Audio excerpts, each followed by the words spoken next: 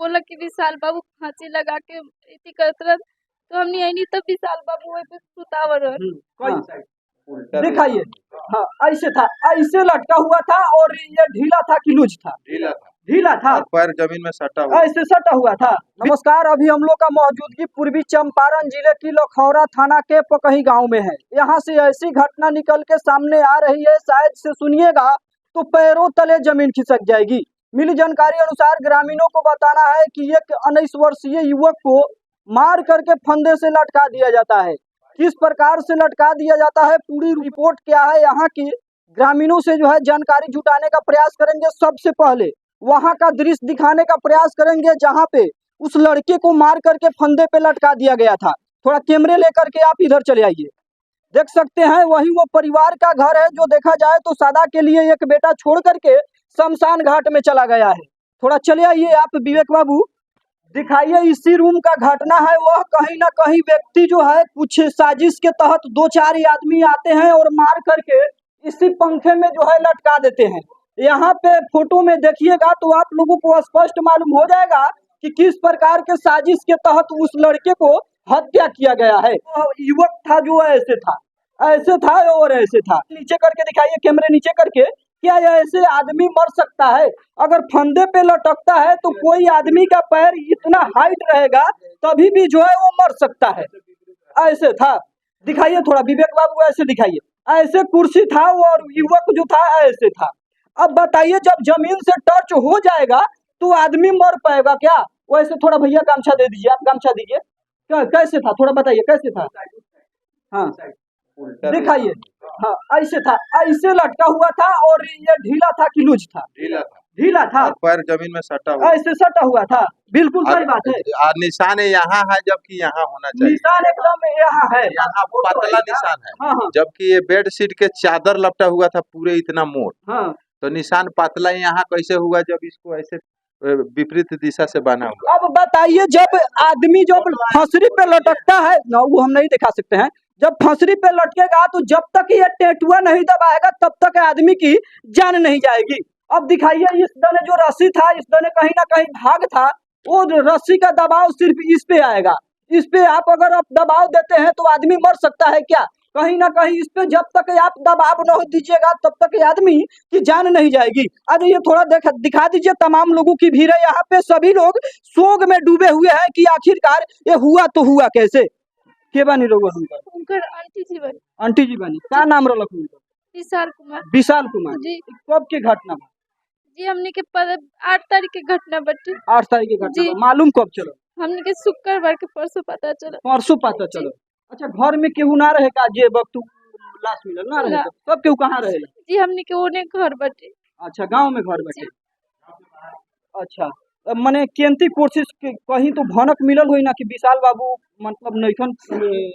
जी वहाँ पूजा रहे तो हमने पूजा में रही सन, हवन करत रही सन, तक के वो बोला कि विशाल बाबू फांसी लगा के इति करत रहन, तो हमने आई नहीं तब विशाल बाबू वही पे सुतावर रहन। कैसे भनक चलल कि विशाल बाबू के खोजे? उनकर छोट भाई फोन कलन कि चाची जी बहु विशाल भाई कहाँ फोन नहीं के उठावत। तो हम तब फिर इनका फिर फोन आयल कि जाके तनी देखेला तो कोई आयल देखे तो वे बोलक, तो वहाँ के पहले आई नहीं तो देखनी तो कौन।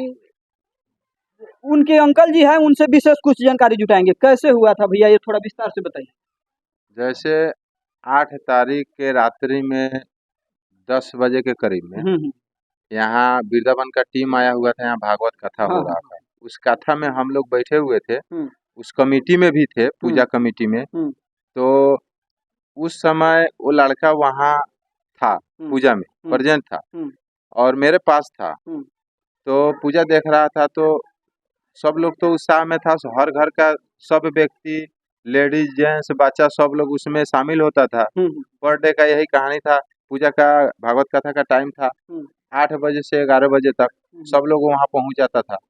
जब वहाँ वो लड़का था तो उसके बाद में जब 10:30-11 जब बजा तो बोला कि अंकल जी मैं सोने जा रहा हूँ, मुझे नींद लग रहा है। तो मैंने बोला ठीक है, कथा भी समाप्त हो गया है तो प्रसादी लेके चले जाता। तो बोला जो ना प्रसादी आप ले लीजिएगा, मैं सोने जा रहा हूँ, बहुत नींद आ रहा है। उस समय वहां से वो आ गया घर पे। पूजा समाप्त हो गया, हम लोग भी जाके सो गए। हम्म, 9 तारीख को हम सुबह ही 6 बजे निकल गए, ढाका मेरा कोई काम था डिप्टी के लिए। डिप्टी के। हाँ। डिप्टी में जब चले गए उसके बाद अभी उस समय हम घोड़ा सहान पहुंचे हुए थे, तो मेरी वाइफ फोन की कि विशाल कुमार को फोन किया, विशाल बाबू नहीं आ रहा है, फोन नहीं उठा रहा है, दूध लाना था, दूध मंगवाना था गांव में से। सुबह में नहा धो के फिर पूजा में पहुंचे। उस दिन हम लोग का पूजा का पूर्णाहुति था, हवन जग था उस दिन। तो हवन हो रहा था। मेरा छोटा भतीजा रहता है बेगूसराय साइड में, जॉब करता है प्राइवेट। वो वहां से कॉल किया कि 20 से ज्यादा हमने कॉल कर दिया, भाई जी फोन नहीं उठा रहा है, जरा सा इस मामला पे आप ध्यान दीजिए कि कॉल काहे नहीं उठा रहा है। तो फिर मेरा माइंड पीछे गया, एक दिन पीछे, कि जब शक हुआ कि बात क्या है, कोई विवाद है, क्या बात है, कि आपसी कोई विवाद है, फोन से हो सकता है किसी से कोई विवाद है, कोई रिलेशन में विवाद है, काहे फोन नहीं उठा रहा। तो उस बात पे हम ध्यान दिए, तो एक लड़का को वहाँ जग स्थल से भेज दिए, वो भी मेरा भतीजे लगेगा, कि थोड़ा जाके वहाँ देखो विशाल है, फोन क्यों नहीं उठा रहा है, उसको बोलना कि तुम्हारे अंकल जी बुला रहे हैं जग स्थल पे। वो लड़का आया, तो जब यहाँ का दृश्य देखा तो इधर ही वो हाला बुला में रह गया। उसके बाद दूसरे लड़का को जब आया तो हम बोले जी ऐसा ऐसा बात है, पता ना कोई वहाँ हाला कर रहा है क्या विशाल जी। वो गया तो वो भी रह गया उधरे, जबकि वो विशाल के साथ है, वो भी लड़का रहता है, घूमता है फिरता है। तो हम वहाँ से दूसरे लड़का को भेजे।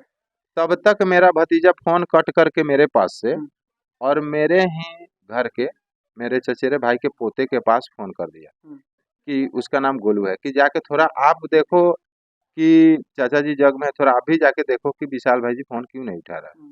तो वो डायरेक्ट यहाँ पहुँच गया, हम भेजे, वो भी लड़का पहुँच गया। दोनों इधर से 5 मिनट में दौड़ के गया, जाके बोला है कि बाबा जी, चाचा जी चलिए आप दौड़ के, विशाल भाई जी फांसी से लटक गया। तो हम बोले फांसी से लटक गया है, तो विवेक को भी हम भेजे थे। तो बोला जे ना आप चल के देखिए फांसी से लटका है। दौड़ के हम लोग आए, वहाँ से और लोग आए तो देखे तो गेट खुला था, पूरे ग्रामीण इसमें थे, पूरे भीड़ लगाए हुए।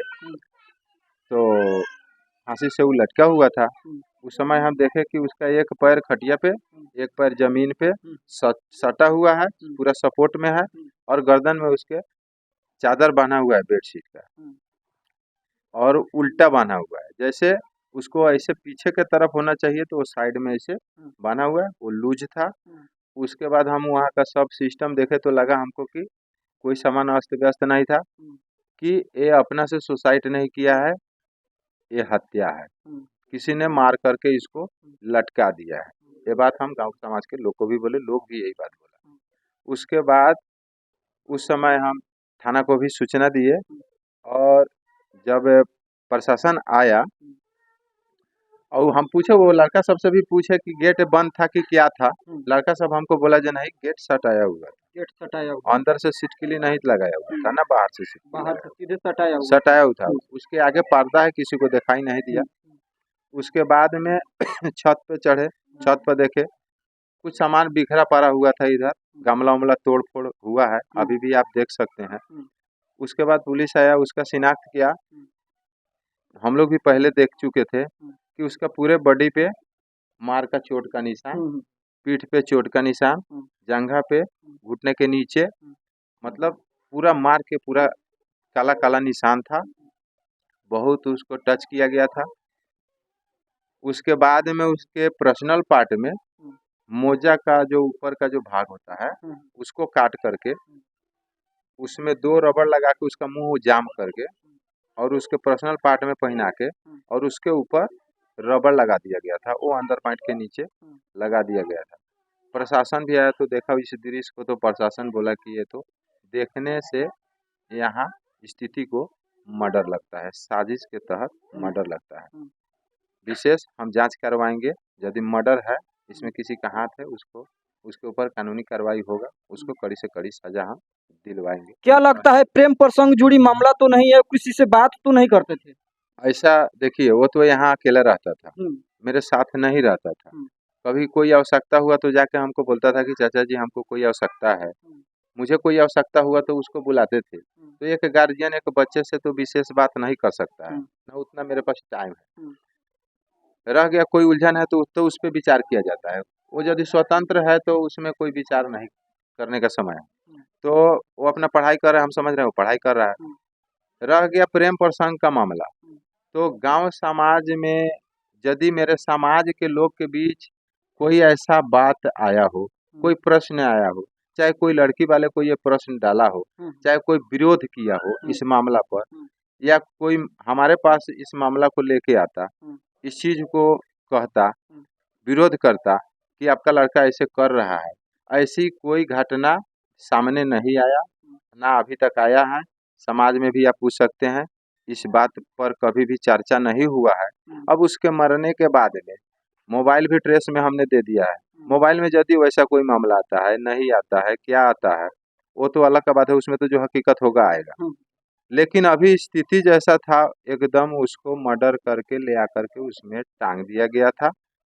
अब मर्डर कैसे हुआ है वो तो प्रशासन का काम है, वो पता लगा लेगा। लेकिन जो भी मर्डर किया है वो मेरे ही ग्राम के लोग साजिश के तहत, दुश्मनी हो चाहे पुरानी दुश्मनी हो, वो जैसी हो, वो उसको मार करके यहाँ ला करके टांग दिया। थोड़ा विवेक बाबू छत के दृश्य जो है दिखाने का प्रयास करेंगे। आ जाइए थोड़ा छत पे, किस प्रकार से तोड़े फोड़े गए हैं, सामान बिखरे पड़े हुए हैं।